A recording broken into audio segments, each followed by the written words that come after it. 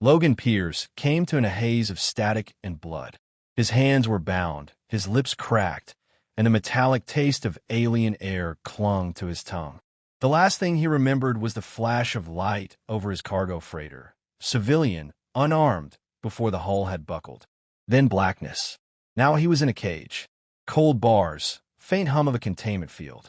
Beyond them stood creatures, 8 feet tall, plated in armored exoskeletons like living tanks. Their eyes glowed with a sick amber hue. Zarn. He'd heard rumors about them in deep spaceports. Apex hunters, prideful, merciless, and cruel in ways even war couldn't teach. One of them stepped forward, voice guttural through a translator. "You are human. Designation, Tier 5 prey. Your trial begins now." No trial. No charge. Just sport. They dropped him unarmed in a Gavrax. 9. A jungle moon that smelled of sulfur and death. No weapons. No rations. No mercy. He landed hard, rolled, and lay still. Above, a transport vessel roared away, leaving only silence and the pulse of distant animal shrieks. Tall trees twisted like bone spires into a purple sky, mist curling between them. The air was thick and hot, and the shadows moved too often. Logan sat up slowly. The Zarn thought this was a game, a chance to hunt a human for entertainment. That was their first mistake. He checked his body, no broken bones. Pain in the ribs, but manageable. He took in the terrain.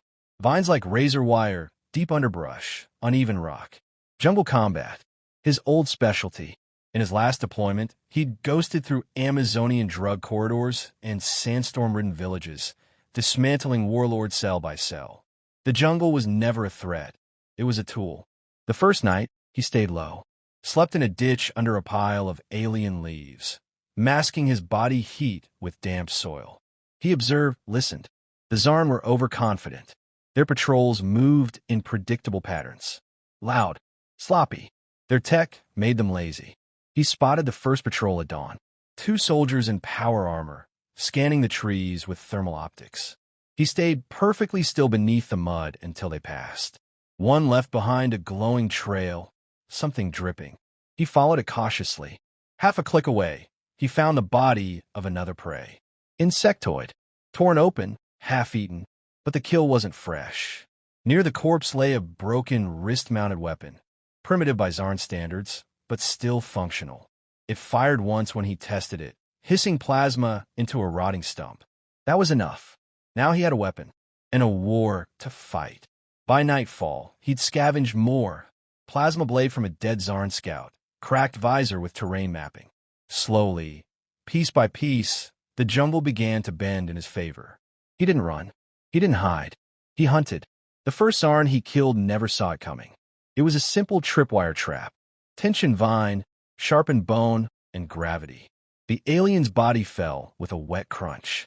Logan took the armor plating and hid it in the trees like a trophy. The second came 2 hours later. A silent takedown from above, his plasma blade slicing through the vulnerable neck joint. No scream. No alert. Just death. Logan started marking kills with ash. 3 parallel lines on nearby rocks. His own silent message. "You made me prey. I'll make you extinct." The Zarn began to notice. Their patrols tightened.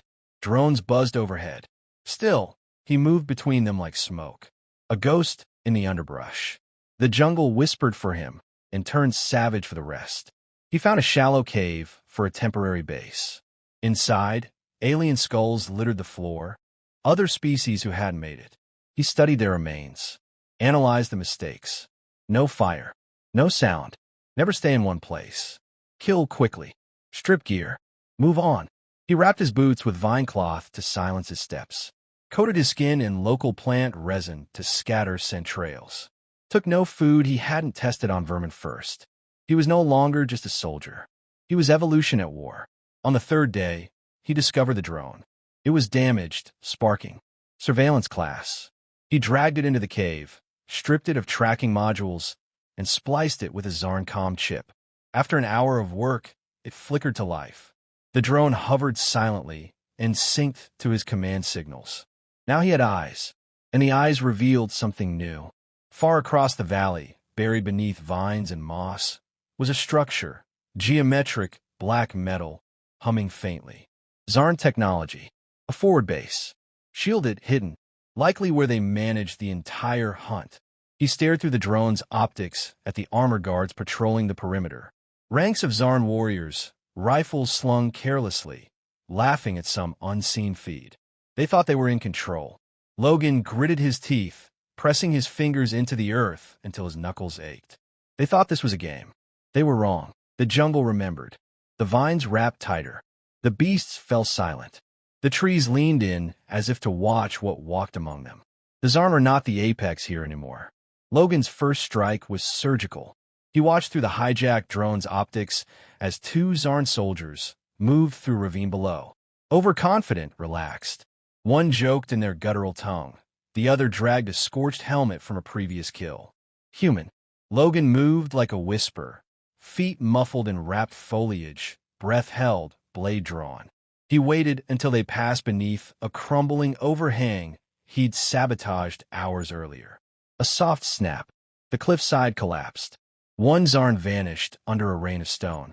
The other stumbled, startled, and Logan dropped from the canopy like a hammer. He drove the plasma blade through its chest and twisted hard. The creature convulsed, choked, then slumped into stillness. Two more trophies. The body count rose quickly after that. He mapped their patrol routes, studied their response times. He learned their gear, timing weaknesses. Their arrogance was weaponized against them. He made sure every ambush was different.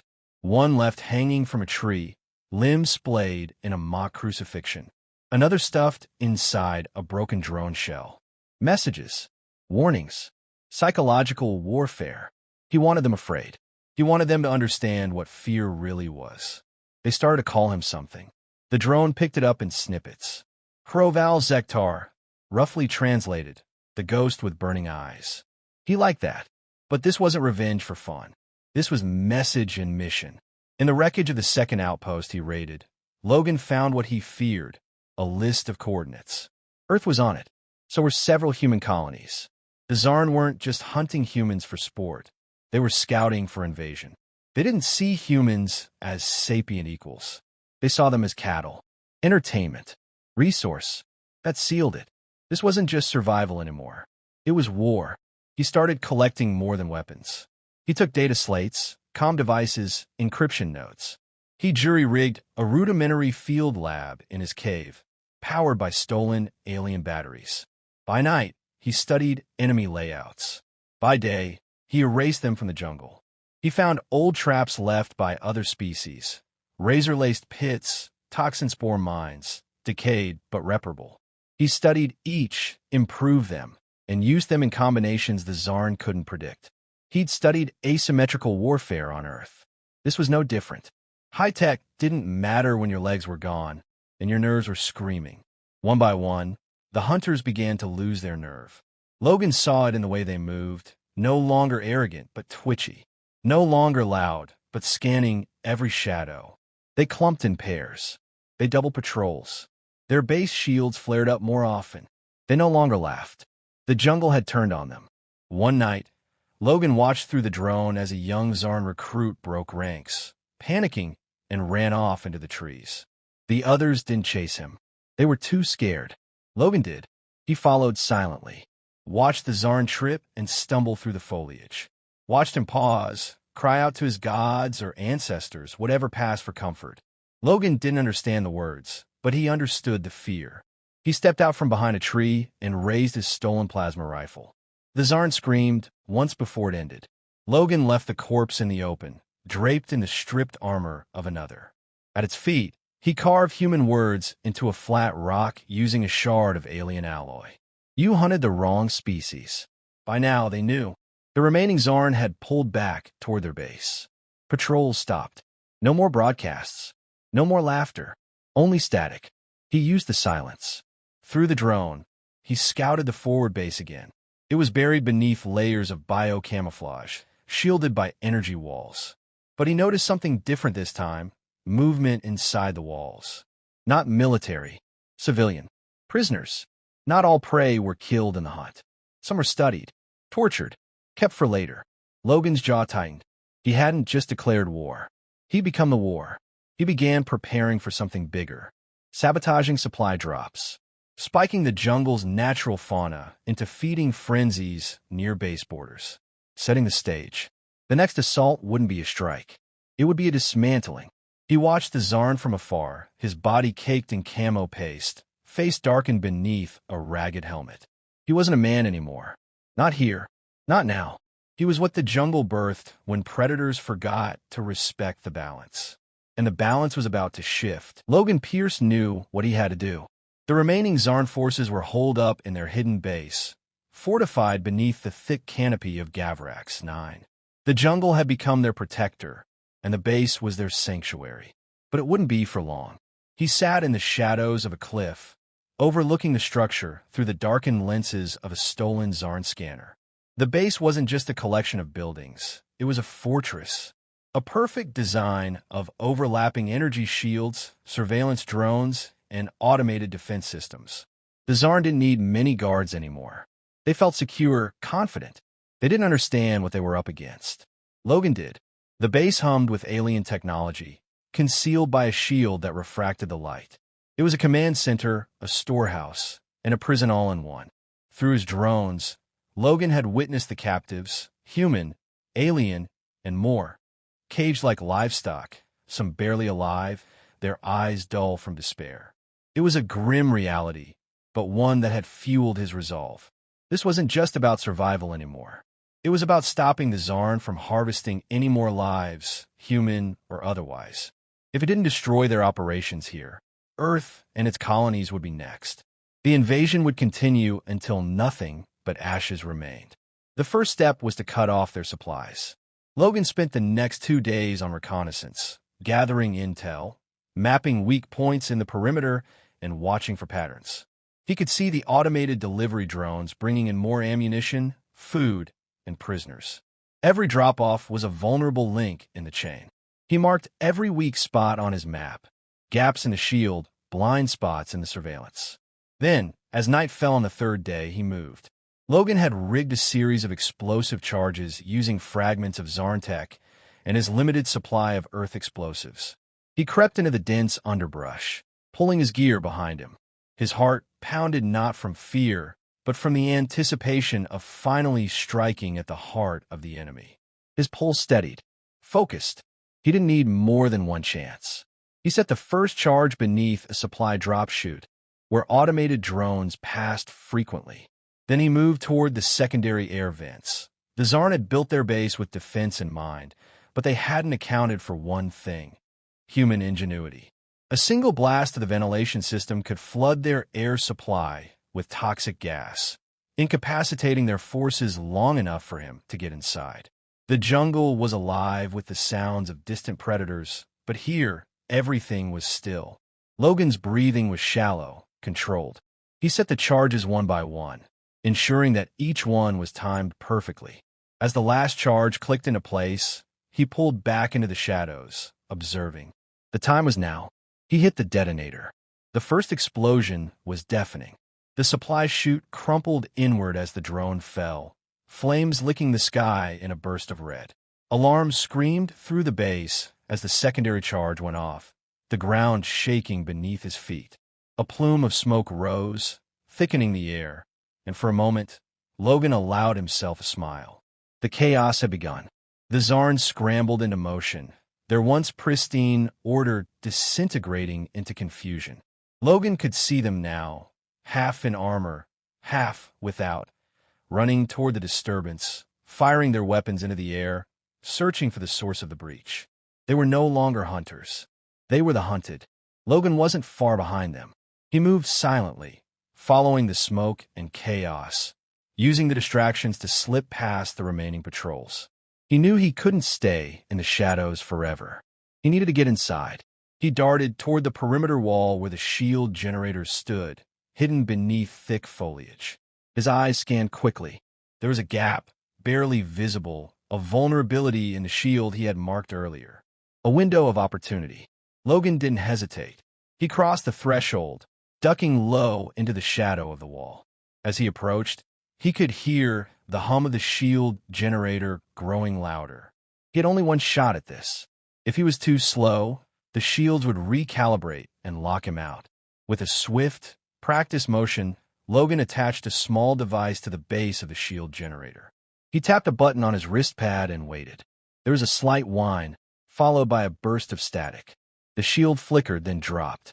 For a brief moment, the fortress was exposed. Logan moved fast. The first few guards were disoriented, distracted by the smoke and noise from the explosions. Logan took them down silently, one by one. Plasma blade through the chest, neck snapped in a quick, practiced movement. He didn't enjoy the kills anymore. He didn't need to. They were simply obstacles. Inside, the base was a labyrinth of corridors, guarded by automated turrets and security drones. Logan's focus never wavered. Every step was calculated, every corner checked. He moved through the maze, tracking down the source of the prisoner's transmissions. His target was clear. The central control room was just ahead. Logan pressed his back against the wall, listening. The low hum of alien machinery vibrated through the floor. 2 guards stood outside the door, their backs to him. Logan's hand tightened around the plasma blade. He lunged, moving faster than they could react. 1 guard dropped without a sound, and the second was on the ground before he could even draw his weapon. Logan pushed open the door, and there it was. The command center, and with it the real prize. He'd just broken into the heart of the Zarn's operations. The command center was alive with chaos. Alarms pulsed in the walls. Red light bled across the ceiling.